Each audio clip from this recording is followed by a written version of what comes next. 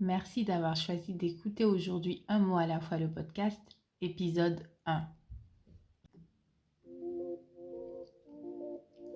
Si tu penses que lire est ennuyeux et que de toutes les façons tu ne sais pas avec quel livre commencer, ce podcast est fait pour toi. Bienvenue sur Un mot à la fois le podcast. Je suis Rianne et 2 mardis par mois, le temps de quelques minutes, je te fais découvrir des lectures palpitantes, étonnantes et décalées qui rempliront ta future pile de lecture.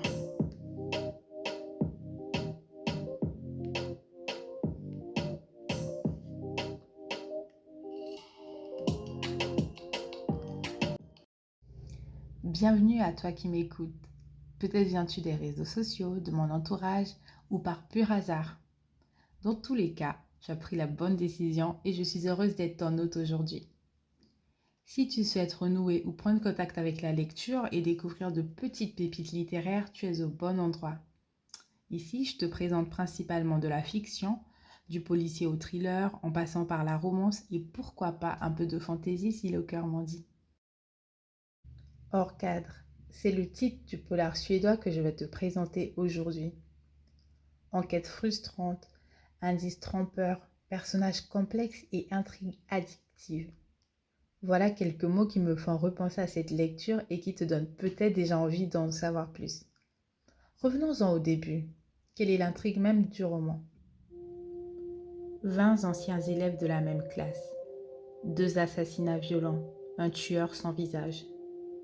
Près des corps sauvagement mutilés des 2 victimes, une photo de leur classe de 3e sur laquelle leur visage a été raturé. Cette classe a aussi été celle de l'inspecteur Fabian Risk de la police de Helsingborg. Pour arrêter la spirale infernale et éviter d'être la prochaine cible, il s'enfonce dans les méandres de son propre passé, au risque de s'y perdre. Best-seller partout où il est publié, ce roman troublant et cruel qui interroge la violence de la société impose Stefan Hanem comme un des auteurs de thrillers scandinaves les plus prometteurs.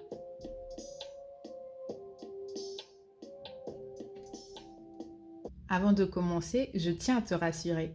Je te promets, tu peux écouter la suite sans problème. Je ne vais pas du tout te spoiler l'histoire, juste te donner envie de la découvrir. Au cours de cette enquête, on se retrouve avec différents individus qui ne sont pas aussi nets qu'on ne peut le croire de premier abord. Les victimes pour commencer, mais surtout l'inspecteur Risk. Cet inspecteur lutte contre ses propres démons, l'équilibre de sa famille est très bancal, ses collègues se méfient de lui et ainsi de suite.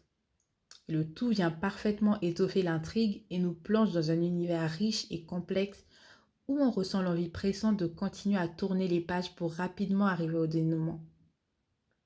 Après, en ce qui concerne les meurtres et la noirceur de certains personnages, petite pensée pour les âmes sensibles, car il faut s'accrocher. Comme dans la plupart des polars scandinaves, on retrouve cette violence et cruauté insidieuse de la société, les jeux de pouvoir, les faux semblants et les non-dits.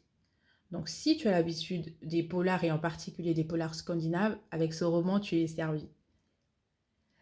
Donc les personnages du roman qui paraissent mener des vies simples, en réalité cachent des cadavres dans leur placard.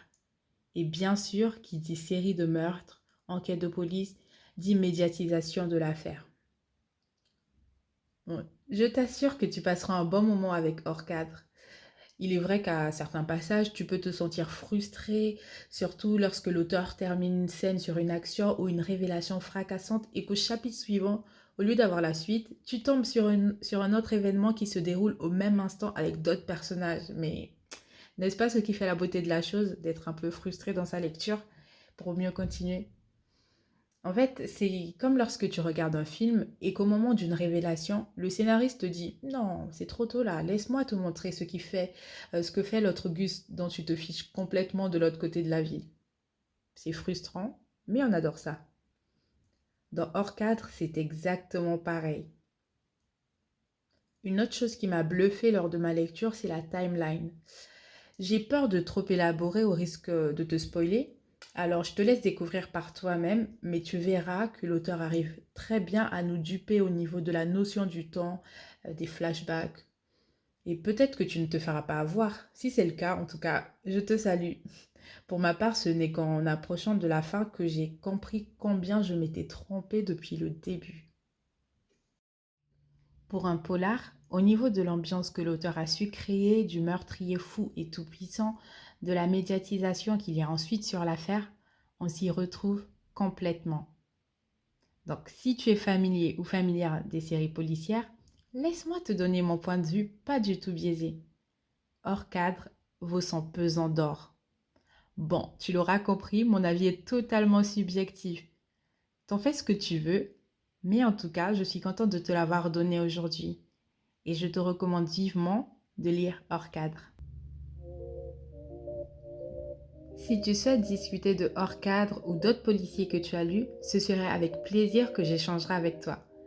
Contacte-moi sur mon compte Instagram, un mot à la fois tout attaché. Je te remercie de ton écoute et te dis à la prochaine.